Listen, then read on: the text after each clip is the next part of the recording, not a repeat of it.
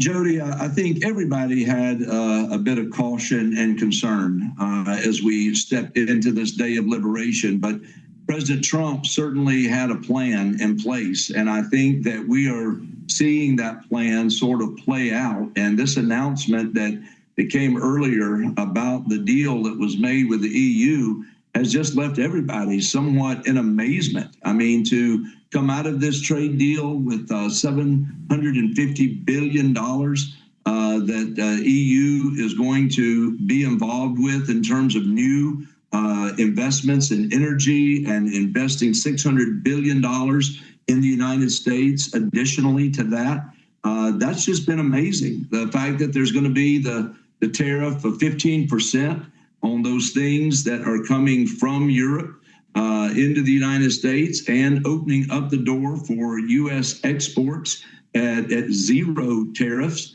All of these things have left people sort of, in a state of shock to some degree. In fact, the reports I've been reading this afternoon, the folks in Europe are not real excited about it, but yet have recognized that this is the best deal that they were going to be able to come up with. So I think when you cut through all of it, President Trump has really, for the first time in decades, been a president that has taken trade seriously. And not only has he taken it seriously, but he has moved forward with steps of action. And I think the American people, we're going to see more of these that come forward, even throughout the balance of this week. We may continue to hear about more and more that will be rolled out.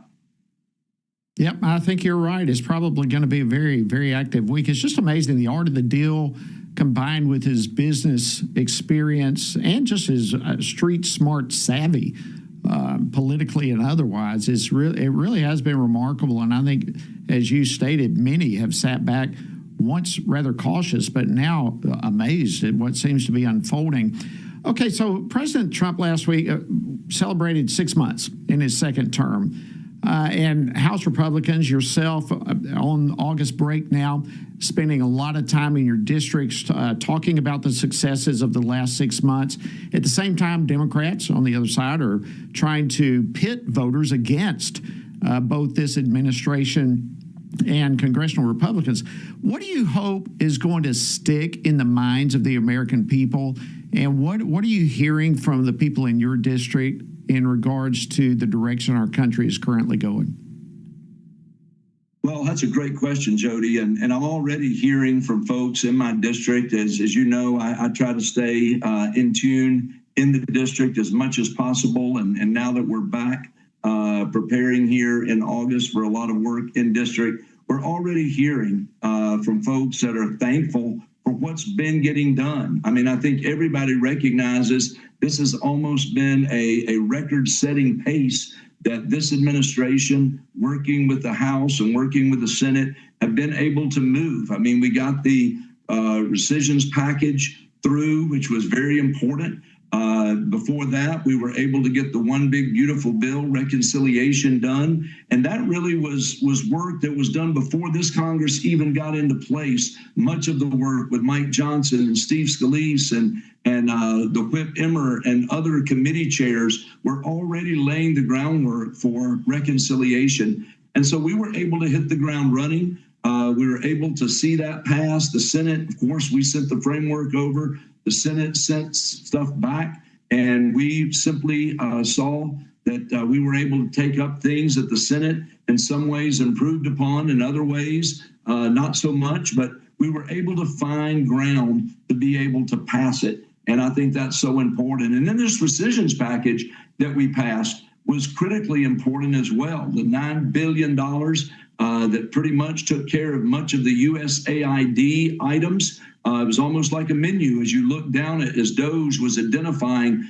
so much waste, fraud, and abuse that was going on. And then, of course, the defunding of NPR and these kind of things, PBS, those were also critically important. So I think when you ask, what do we hope that Americans will remember about this first 6 months, it's that it was this administration and it was this Congress that kept their taxes from going up dramatically as they would have had we not passed the One Big Beautiful Bill. I hope they're going to remember what has happened at the border that President Trump promised.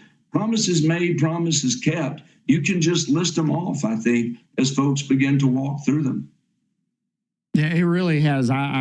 Record setting, I think, is spot on in trying to describe what this first 6 months has been like. You mentioned the rescissions package.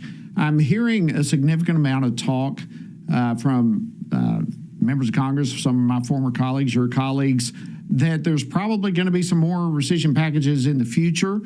Do you see that coming? And when do you think we can probably anticipate some of that rolling out?